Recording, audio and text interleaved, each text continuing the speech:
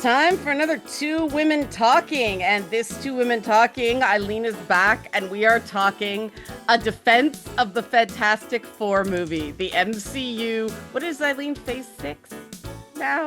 Phase 6, phase Okay, 5? new No, phase phase. 6, I believe. Yeah, phase on. Anyway, the new phase of the MCU starts with the Fantastic Four, and I mean, we both saw it and we both liked it. I wore my Galactus t-shirt to the Fantastic Four, and then the takes started. And people just they wanted Superman to fail and Superman didn't fail. So now that Superman isn't a failure, they have to make Fantastic Four a failure. And Fantastic Four, as of us recording, has crossed the $500 million mark at a 200 million, 225 million around there. Anyway, 2.5 times that is about 500 million. So this movie is not a failure. Objectively, it's not. It did respectably. And so we want to defend Fantastic Four. So, Eileen, why do you think this narrative started pitting it against Superman? Because neither movie company was going there. They wished each other well. Yeah, it was absolutely not the vibe. Mm, Both the companies and the actors, they were actively saying, hey, we're going to do both. Hey, we sent a hug to the actors of the other franchise. yeah. Pedro Pascal is famously a Superman fan. He was hyping Superman during the Fantastic Four tour. He was posting fan art of Reed Richards sitting next to Superman. I mean, Kevin Yes. Feige was telling James Gunn to put like Bizarro in the sequel to Superman. There is no beef between these two companies. I mean, obviously, because they want to share James Gunn. Obviously, Yeah, but they are like in the best of terms. James Gunn has yeah, said, I have Kevin Feige on speed dial, and we talk like constantly about, pointers now that I am director on DC and pointers for him whenever he asks for something for Marvel. So there is absolutely no beef. yeah, Um, I believe, it's the same thing that happened with Barbenheimer, where yeah. both movies were clearly, we are not going to compete. You can come to both. We're going Right. to even make a cutesy name for it. But for some reasons, fans of the one of the other were dunking on, no, no, no, this is the one that you need to watch. The other one is garbage. Yeah. Like, it's the case of why do people hate more fun stuff of the things they love? Yeah, I'm wondering because they talked a lot about the anti-American sentiment around the world and it hurting the Superman international box office. I'm Is it? wondering, it definitely hurt Captain America. Oh Um, yeah, I remember yeah, that. it hurt the Captain America, the first Sam movie. It was another one that people crapped on, but it did okay. It It like did better than 400. Thunderbolts? Yeah. Yeah. And I mean, I enjoyed it. I liked Thunderbolts. I liked Captain America more. I liked Captain America. Was it Brave New World? Yeah. I liked that more than Thunderbolts. And I did enjoy Thunderbolts. So, Yes. there was a lot about Superman suffering from anti-American sentiment, but I think maybe Fantastic Four got some of it too because it is such a New York story. It is such a New York story, and also is such a US centric story. Like, Yeah. yes, they are supposed to be heroes of Earth, but they are very much New York based. And, you know, this program they do around the world is very much based on a very specific 60s Americana retrofuturistic style Oh yeah. that, you know, without going deep into it, considering recent events Yeah. and recent atmosphere, I can see why some people, especially in other countries, might look at that and say, maybe not. That Yeah. part I understand. Yeah. And it was very, I mean, they were very true to the original vision of the comics. And of course, most of Marvel happens in New York. That, there's the occasional Totally. difference, but yeah, the Baxter Building is very much New York architecture. There were some wonderful moments. I mean, Matt Shackman's one of those directors who I love his historical recreations. He has certain story beats that bug me, but I'm going to hold off on that. Um, do you think that also the past two attempts at Fantastic Four movies, I think that hurt it too. Number one, I love that you said two and completely memory hole fan for sick Oh, because that is what everyone does. the one where Galactus was a cloud, I did not see. No, you Nope. memory hold the fan for sick one with Michael B. Jordan. Yes, completely forgot about that. He is Killmonger. We don't talk about that. We don't talk about Not that until one. Deadpool brings it back. Okay, like Deadpool's got to do that one. He's done Human Torch, but Ah. yeah, those movies were okay. We rewatched it fairly recently, and Yes, I felt that we have to, for contrast, and also we were watching the X-Men movies, and you sort of have to know this is where we were, and you might think they are cheesy, but thanks to those movies is why we have the NCU today. They yeah, generated an interest in comic book movies, and also the one before that was basically done just so they could have the rights to right. the license.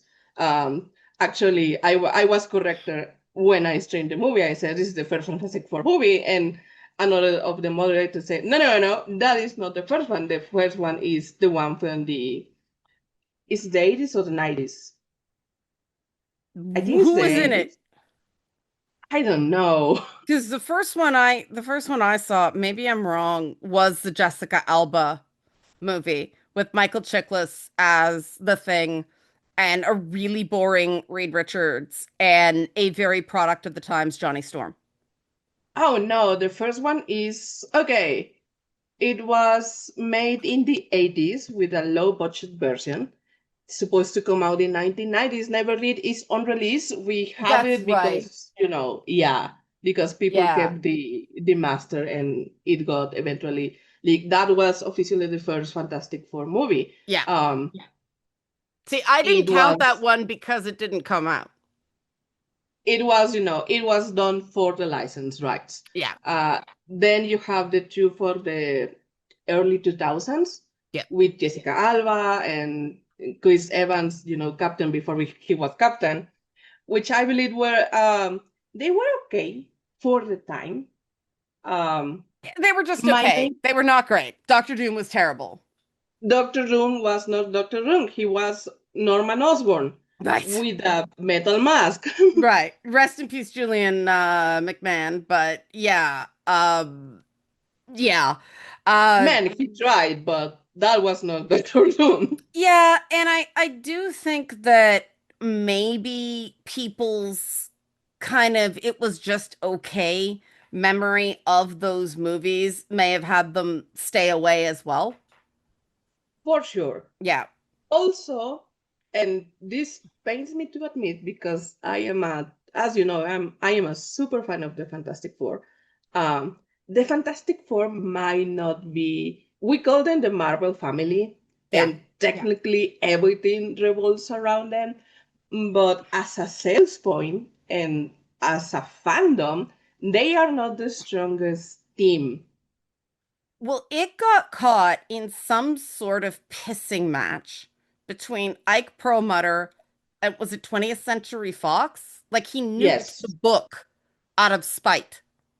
yes, Yeah. And so the Fantastic Four has been kind of gone a minute and they keep trying, but it really is, I mean, I like the take they took on it where they just went back to that 1950s space race, very vaguely Kennedy America where there was optimism and dear God, don't think about the physics for 5 seconds, it will hurt your brain. And Yeah, like with the Superman movie, don't think about the science. Just yeah, look at the pretty yeah. colors. And I mean, the physics in Fantastic Four even bothered me. It was a little silly, but I mean, let's get into because I mean, there's other things that I think may have hurt it coming off on what was the thing before it? I'm trying to remember. It's been such a blur with Thunderbolts. Yeah, Yeah, Thunderbolts. yeah, and Thunderbolts was it turned out to be better than I expected, but I don't think it was a concept that anyone was super excited by. Thunderbolts was the movie that nobody asked for and Yeah, nobody was expecting. yeah, And it was okay. People liked it a lot. yeah. And even the haters were defending it because they wanted to hate on Captain America, so they had to defend the Thunderbolts, Right. even though the Thunderbolts did less money than Captain America. Yeah, Um, and I but think yeah, it wasn't so big. They didn't do themselves any favors by not calling it what it was called actually at the end. yeah, that was a weird deliberate spoiler after week one. I guess Yes. to try to get people to come into it, but that was a bit of a what? Like it felt a bit like self-parody on Marvel's part that maybe didn't quite work.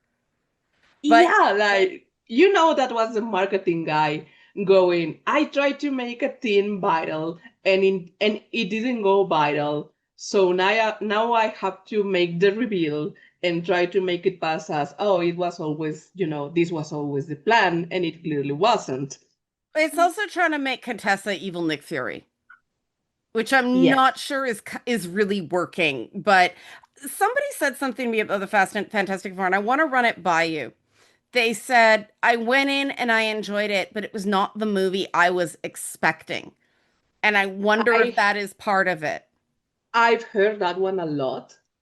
And that one, first of all, it ties to people don't really know the Fantastic Four No, as they well don't. as they know Spider-Man or the X-Men or the Avengers now, Yeah. post MCU. Um, the Fantastic Four are not a superhero team. No, they're a They are, sci-fi prep property. yeah, Yeah. they are a sci-fi puppet. They are a family who has wacky adventures in space and time. Like Right. they probably have Doctor Who on speed dial. Yeah. Uh, And Lost in Space. yes, Yeah.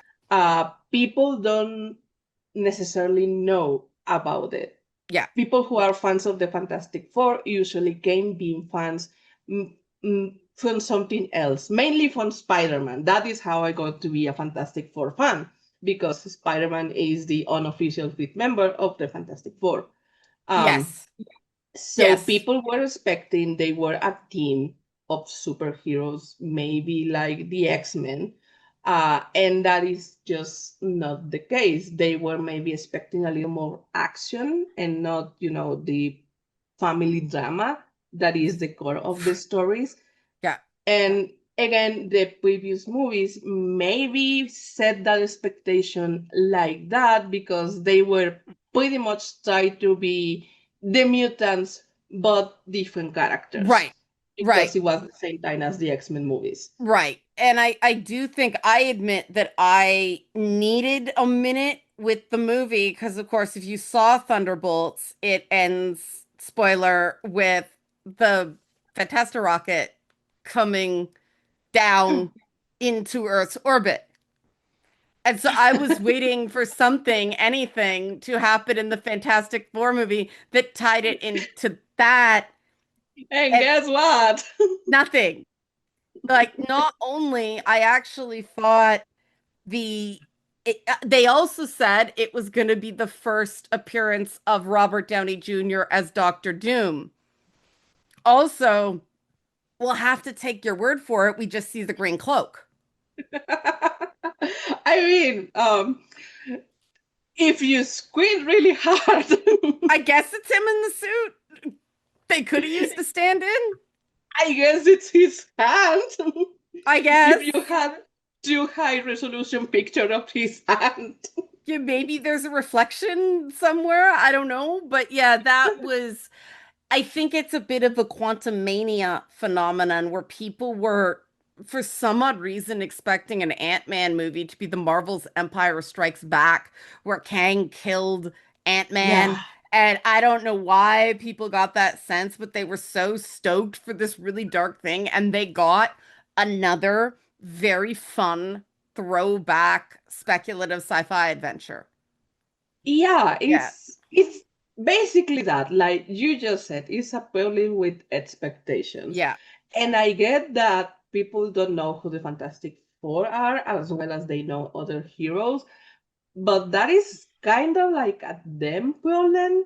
Like you can have your expectations and you can have your head canon, but the movie is not going to deliver No. on it via telepathy. That is not how movies work. No, and I admit every time somebody goes, it was just a ripoff of The Incredibles, I just like my hands Oh, start turning into like I get why they think that. But my God, Fantastic Four predates The Incredibles by decades. yeah, like we were saying that during the Incredibles that Mhm. oh my God, we finally have a good Fantastic Four movie, and Yeah, it's not the Fantastic Four movie, it's the no, Incredibles. yeah, You know who said that? That I'm actually okay. You get a pass. Kojima. He because went to he isn't see the aware of it. Fantastic Four movie, and he was raving about the Fantastic Four movie because it's Kojima and this man has taste. Right. Uh, and he said it reminded me a lot of the Incredibles. And I was, you know what? You gotta pass because one, you are Kojima, you have taste, and two, you are Japanese. You are not Yeah. obliged to be up to date with the MCU or the superheroes for another country. In your case, I understand it. Everyone else, please. But he wasn't saying it as a criticism either. And when you consider the back and forth with westerns and samurai movies that the West and Japan have done, that was a compliment, not a criticism on his Oh part. yeah, it was 100% Yeah. a rave. Like I went to see this and I love this, and this is why I loved it because again, it's Kojima. The man has taste. And I think that when you take the movie on its terms, now that we've like given a steel man to the people that didn't like the movie, when you take the movie on its own terms, especially if you are a fan of Fantastic Four at any time. It's had some weird moments over the years, Oh but yes. there's a lot to like about this movie. The characterizations of every single one of the Fantastic Four were spot on, and I actually thought that Joseph Quinn had the hardest job there, Me too. And I like okay, this is probably be a hot take because I know people didn't like this, or right? at least some people didn't like this. Uh, Joseph Quinn makes a new take on the Johnny Storm Yeah, character, which, full disclaimer, Johnny Storm is my favorite Fantastic of the Fantastic Four. I know because everyone of the goes to Spider-Man you. team-ups. Yeah, because Yeah, Spidey Torch. yeah. Yeah. Um, he is my favorite Fantastic of the Fantastic Four. Um, he has maybe had the most reset to standard settings in comics. Every time that he makes character growth, the editorial goes, nope, back to being a playboy, back to being, a hothead, Yeah, which I hate. It's yeah. like, yeah. So Joseph Quinn does an updated take on Johnny Storm. He is no longer a playboy. He is no a jerk because he specifically said, "Me and the people who made this movie consider what Johnny Storm has to be. He has to be the you know Right. the cute boy, the one that every woman wants to get in the team, and that is no longer a jerk who is womanizing and being Right. a jerk to women in the modern context. This is the guy that every woman wants, and he goes with that. But if you go back to the early comics, he is a classic Stan Lee hero where he's like he has all these powers and yet women are still sort of this magical thing that he really likes and doesn't quite get. Like I liked, especially since a lot of people remember the Chris Evans Human Torch, especially because of the joke in Deadpool. Yes. He had the toughest job. I think that I love the thing, so maybe I'm biased. Like I love Ben Grimm. I know a lot of people were doing a side-by-side comparison with Michael Chiklis, and I think you forget that the minute you get into the movie because it's Me too. so different. They use like Uncle Ben. So Marvel has the thing about Uncle Ben's, but you know, the with him with the baby and all that stuff, and they show the softer side. They don't have him moping the way other movies have had him do. Yeah, Yeah. that was the big one for me. Like no shade to Michael Chiklis. I thought he was one of the better parts of the early 2000 Yeah, I do movies. too. Yeah. But I didn't like that he was constantly, self-deprecating in a way that wasn't ironical.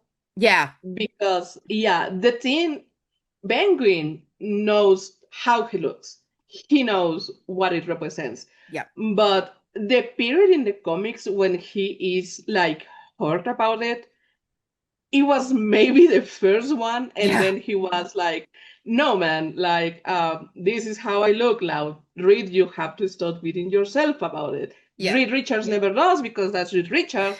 But Ben Green, when he says I am the handsome Ben and look at my Right. baby blues, Right. it's not a joke. He's Yeah. 100% sincere. At some point, comics confused um Hank McCoy, Beast, for Ben Grimm.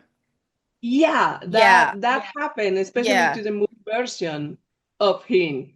And he hasn't got a lack of interest from women in the comics either. No. Um, like even before he finds Alicia Masters, Yeah. he's been dating people. Like Yeah. people don't look at him on the street and go, ah, the street. No, No. he is an icon. He is Yeah. a famous people from New York. He takes picture with people. And they did that in the movie. I loved him because he's basically Jack Kirby's self-insert in the comics. And this movie is a love letter to Jack Kirby.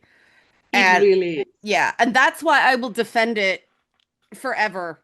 Even the parts I don't like. Well, not really, but you know, despite the parts I don't like, it respected the source material because Ben Grimm is his self-insert.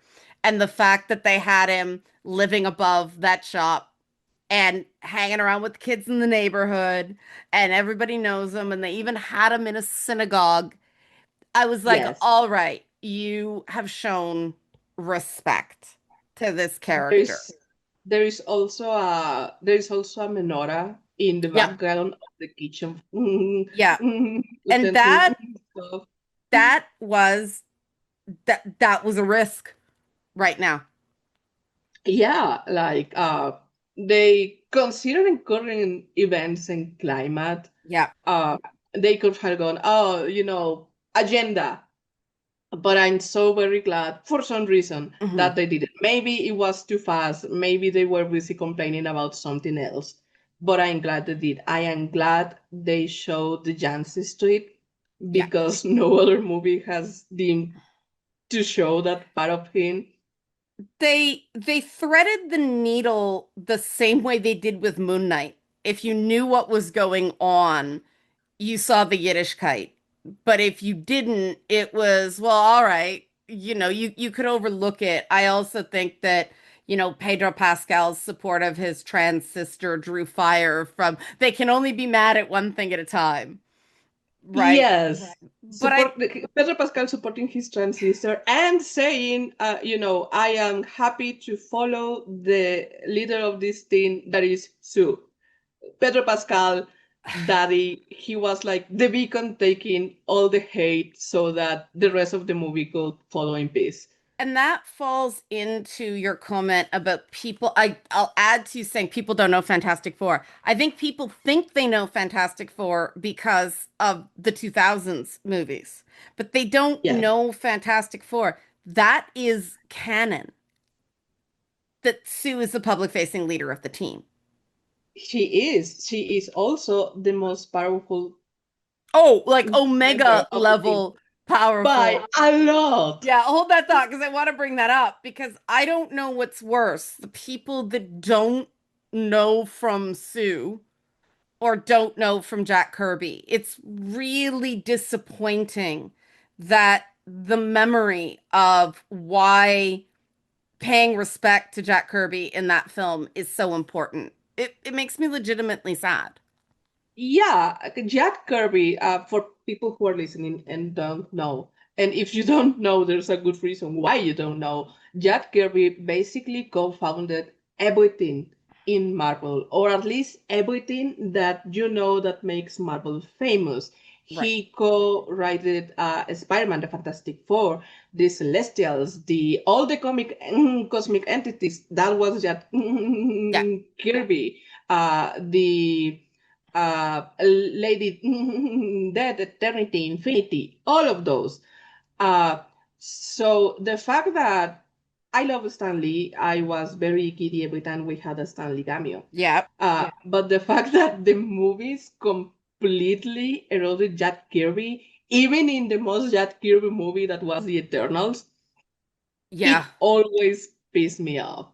I'm glad this movie went with one the universe number, Yes.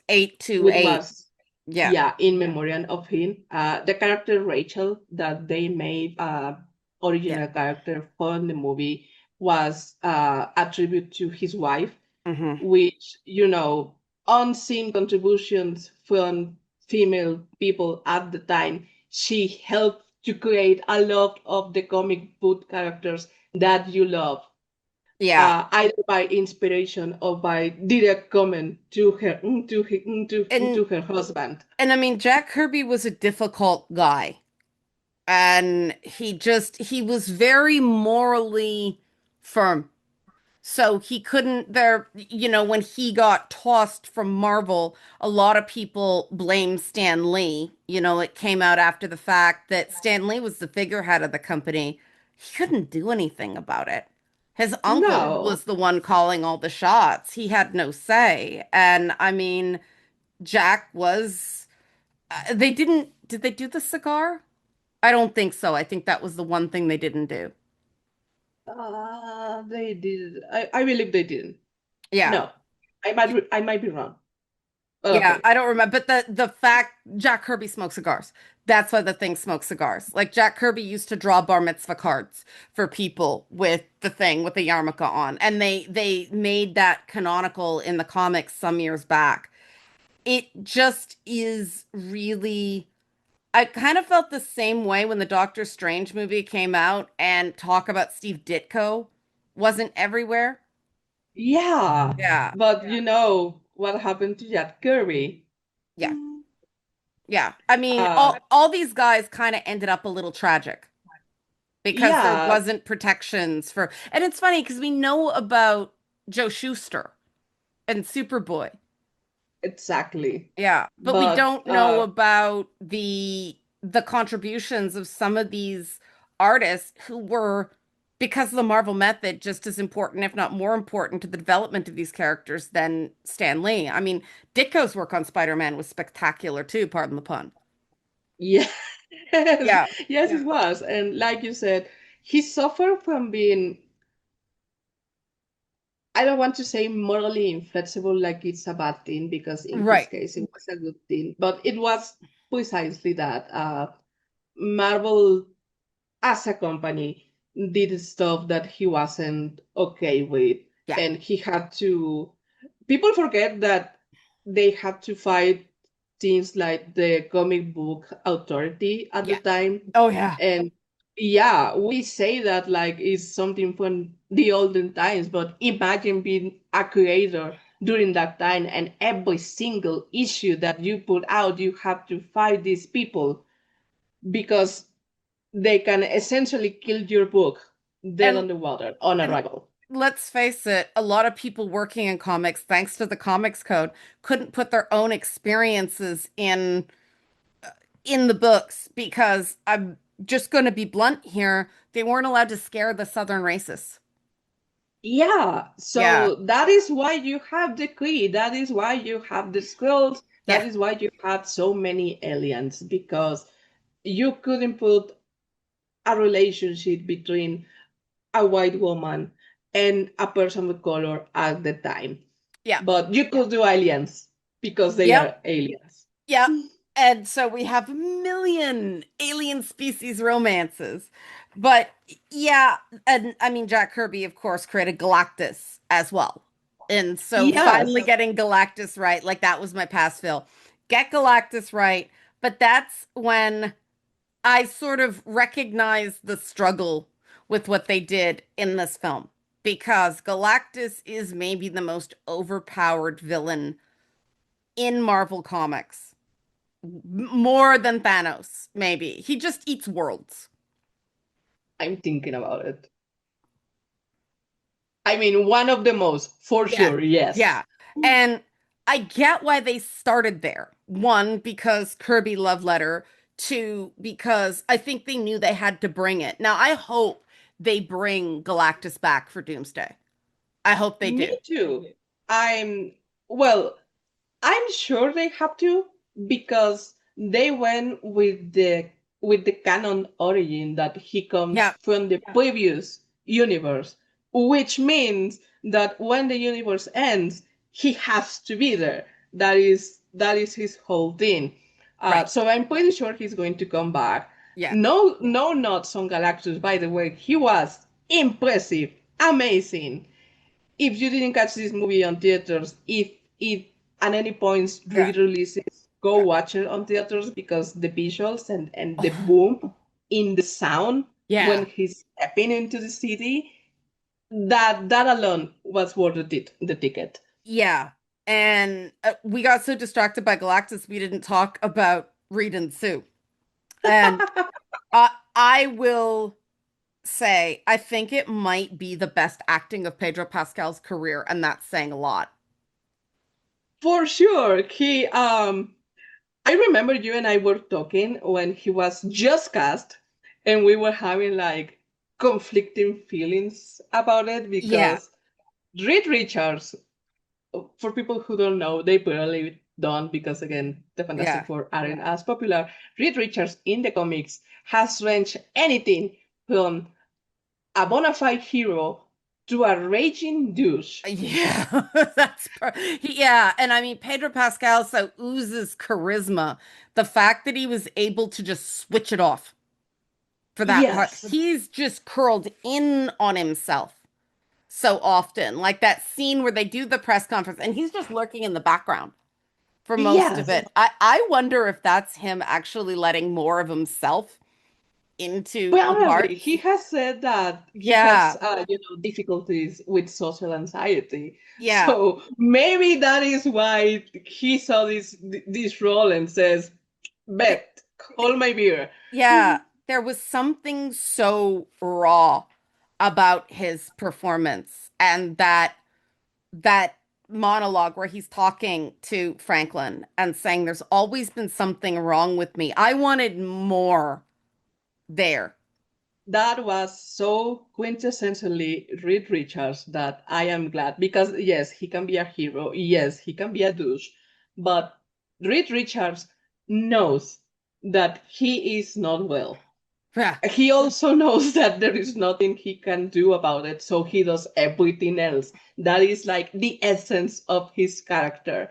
Yeah. I don't know if this was the work of the writers of the movie, or is Pedro Pascal is secretly a long time not Fantastic Four and he has read the comics, but that speech to Franklin that there is something wrong with me, and I hope that you are not like me. That is perfect Reed Richards moment. Like Yeah. if this is the Fantastic Four movie and we don't get more of it, I am happy. That was amazing.